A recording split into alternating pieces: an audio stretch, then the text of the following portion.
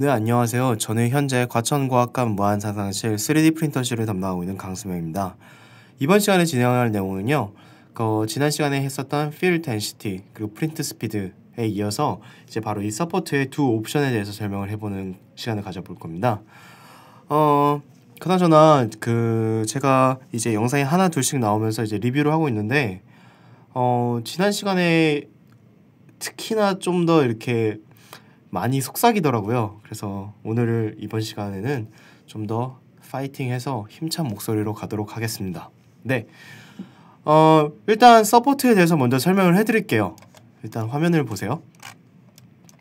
네, 보이시죠? 일반적으로 3D 프린터 조형물은요, 이렇게 층층이 이렇게 쌓아 올라져 갑니다. 그럼 여기서 문제가 있어요. 바로 어떤 부분일까요? 바로 이 공중에 뜬 부분입니다. 이 공중에 뜬 부분들을 이렇게 쌓아 올라간다고 생각을 해보세요. 네, 보이시죠? 이렇게 쌓아 올라간다고 생각하면 어떻게 될까요? 당연히 하늘에다 뿌려대니까 이게 무너지겠죠. 그러면은 이 무너지는 현상을 막아주기 위해서, 그리고 이게 무너지지 않고 제가 원하는 이 모양을 뽑아내기 위해서 필요한 게 바로 무엇이냐? 바로 이때 필요한 것이 이 서포트 옵션입니다. 이 서포트는요, 이 바닥에 이게 무너지지 말자고 약간 약한 그 조형물을 만들어줘요. 이 밑바닥에다가 이 사이사이에다가 공중에 떠있는 이 모습들 사이에 그 조형물 같은 걸 만들어주는데, 이 조형물을 보통 지지하는 역할을 한다 해서 서포트라고 부릅니다.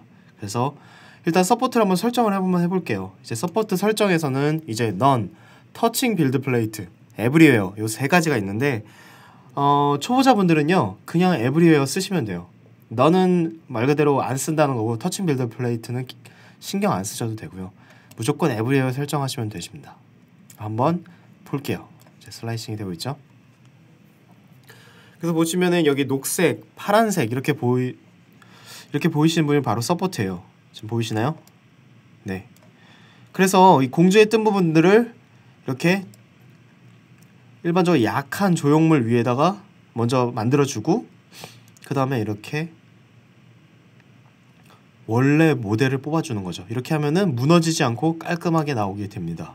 물론 이 서포트라는 게요, 떼어내기 쉽게 하기 위해서 약하게 만들어 놓긴 하지만, 그래도 떼더라도 이 끝에나 이런 부분들은 어쨌든 같은 플라스틱으로 만드는 거기 때문에 자국이 남을 수가 있어요. 그래서 이런 부분들은 이제 사포질이나 샌딩을 통해서 이제 깔끔하게 만들어 줘야 되는 후처리 작업이 꼭 필요하게 됩니다. 가장 좋은 건 이제 서포트를 안 만드는 건데, 뭐 좀 복잡한 모양 만들려면 어쨌든 서포트는 필수 불가결한 존재라고 생각하시면 돼요. 제가 후처리 부분에서 얼만큼 깔끔하게 정리하느냐는데, 네, 그 부분은 이제 나중에 후처리 시간에서 네, 진행을 하도록 하고요.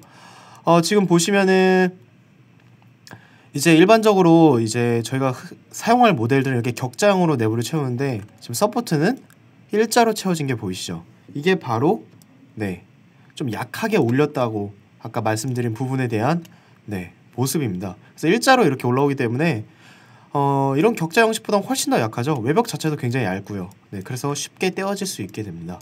네, 그래서 이 서포트 설정하실 때요, 그냥 에브리웨어 설정하시면은 이렇게 서포트 생길 부분만 이렇게 서포트가 생기시고요.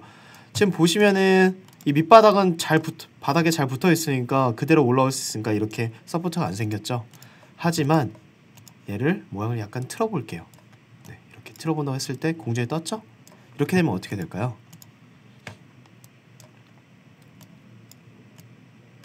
네, 슬라이싱 하고 있습니다. 보이시나요? 네, 공중에 뜬 부분만큼 그 부분에 서포트가 생깁니다. 그래서 초보자분들은 너무 이렇게 고민하지 마시고 무조건 그냥 에브리웨어 설정 기본이라 생각하시고 진행하시면 되세요.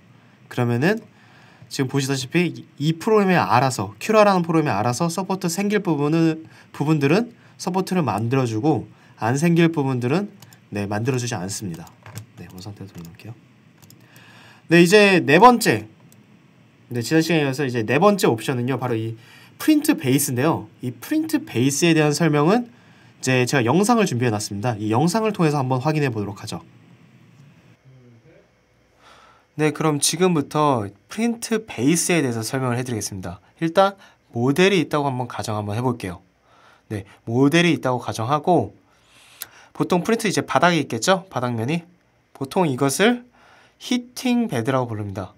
뭐 한마디로 나중에 하면 아시겠지만 보통 바닥면을 달궈줘야지 프린팅이 시작하게 돼요. 그래서 바닥면은 일반적으로 좀 뜨거운 편입니다. 상대적으로 윗부분은 좀 춥고요. 왜냐면은 바닥면하고 떨어져 있기 때문에 상대적으로 좀 춥게 되죠. 그러면은 어떤 현상이 발생하느냐? 열수축이라는 현상이 발생하게 됩니다. 열수축은 무엇이냐? 한마디로 네, 오그라드는 거죠. 네, 그래서 위쪽 방향으로 이 결과물들이 모델들이 이제 수축을 하게 돼요. 그럼 어떤 현상이 일어나냐면은 한마디로 말씀드리면은 이 밑부분, 끝에 부분들이 들리게 됩니다. 보시는 것처럼. 그래서 들리게 되면은 뭐 일단 모양 자체가 변형이 되겠죠. 그래서 진균면체 같은 것들은 이제 좀 모양이 변형이 되겠고, 더 문제점은 무엇이냐고 하면은 이런 바닥에 붙는 면들, 네, 이 바닥에 붙는 면 자체가 줄어들게 되겠죠. 네, 바닥에 붙는 면 자체가 줄어들면은 이렇게 흔들흔들 거리다가 네, 그냥 베드에서 떨어져 나가 버립니다. 그럼 어떻게 될까요? 프린터는 모델 자체가 여기 있다고 막 뿌려대는데 얘가 없으니까 결국에는 실패하게 됩니다. 네. 그러면은 이런 실패하는 현상을 줄이기 위해서 어떻게 해야 될까?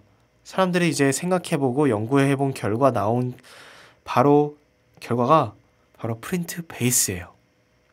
그럼 일단 모델이 있다가 똑같이 가정할게요. 그럼 똑같이 저렇게 바닥면에 한 번 더 깔아주게 됩니다. 그리고 이제 프린트 바닥면이 있고요. 그래서 저 바닥면을 깔아준 것, 저 바닥면 자체를 바로 프린트 베이스라고 합니다. 네, 그 프린트 베이스라고 하고요. 그래서 똑같이 한번 가정을 해볼게요. 열수축이 일어나겠죠? 위쪽으로. 네, 열수축이 이렇게 일어난다고 가정했을 때 어떤 현상이 일어날까요? 네, 아까 전에는 이제 모델 끝부분에서 들렸을 거예요. 네, 이제 모델 끝부분에서 들렸을 텐데 지금 모델 끝부분이 아니라 네, 저 바닥면에서부터 들리게 됩니다.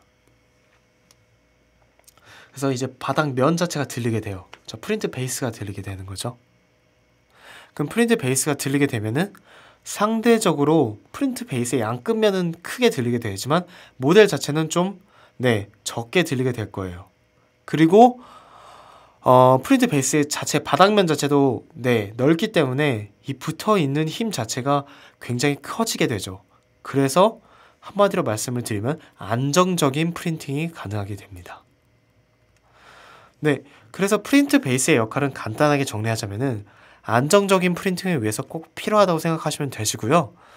그래서 겨울철이나 아니면 막대기 현상 같은 밑바닥이 불안한 현상들은 웬만하면은 이렇게 바닥면을 해주시는 게 좋아요. 네, 영상 잘 보셨나요? 네, 그래서 프린트 베이스는요 가장 중요한 게 이 변형을 막아주는 것도 있지만 바로 안정적인 프린팅에 큰 주안점이 있다고 보시면 돼요. 그래서 바닥에 붙는 면적이 넓어지기 때문에 안정적으로 이제 프린팅이 가능하신 거죠. 네. 그래서 이 프린트 베이스 설정을 한번 볼게요. 옆에 보시면 이제 플랫폼 어디션 타입이란 이런 설정 값이 보이실 텐데요. 말 그대로 바닥에 붙여주는 타입을 설정하는 거예요. 그래서 보시면 none, brim, raft 이 세 가지가 있는데 이 두 가지만 기억을 해주시면 돼요. none하고 raft. 네, brim은 기억 안 해주셔도 됩니다. 일반적으로 잘 안 쓰이는 옵션 중에 하나예요. 그래서 너는 프린트 베이스를 안 만든다는 거고요. 라프트는 이제 프린트 베이스를 만든다는 건데 한번 라프트 설정을 한번 해보도록 하겠습니다. 네, 지금 슬라이싱이 되고 있죠. 네, 이렇게 실시간으로 큐라는 슬라이싱을 하고 있습니다. 그리고 모델이 크면 클수록 그리고 이런 서포트나 이런 프린트 베이스가 많으면 많을수록 이 슬라이싱 하는데도 시간이 굉장히 오래 걸려요. 그래서 이제 비례적으로 말씀드리자면은 슬라이싱 시간이 오래 걸리면 걸릴수록 시간도 오래 걸립니다. 그래서 이제 서포트를 쓰면은 그만큼 시간이 늘어나고요. 그 부분을 이제 채워줘야 되니까 이 프린트 베이스도 마찬가지로 밑바닥을 그만큼 새로 모델 외에도 깔아줘야 되니까 그만큼 더 오래 걸리는 거죠, 시간이. 네, 그래서 시간 잘 고려하시면서 진행하시면 됩니다. 네, 이 부분이 프린트 베이스예요. 그래서 이렇게 프린트 베이스들을 이제 깔기 시작합니다. 그리고 이 위에 모델들을 이렇게 올리죠. 네, 이게 바로 프린트 베이스의 모습이시고요. 일반적으로 이제 겨울철에나 이럴 때 프린트 베이스 쓰시면 되시고 이제 막대기 모양 특히나 프린트 베이스 써주시면 되시고요. 이제 저희 과천과학관 무한상상실에서는 이제 프린트 베이스를 대체하는 용도로 마스킹 테이프를 쓰고 있어요, 바닥에. 네, 이 아예 플랫폼 자체에 마스킹 테이프를 쓰는데 이유는 이제 마스킹 테이프가 굉장히 이 녹음 플라스틱하고 접합성이 좋아요. 그래서 이제 수축 자체를 이제 좀 많이 줄여주는 거죠. 이제 프린트 베이스 같은 역할을 해요. 그래서 일반적으로 이 무한상상실에 오시면요, 이제 라프트 설정하실 필요 없이 넌 설정하시고 진행하시면 됩니다. 하지만 일반적으로 이제 가정에서나 아니면 너무 날씨가 추울 경우에는 이렇게 라프트를 설정 꼭 해주시는 게 좋아요.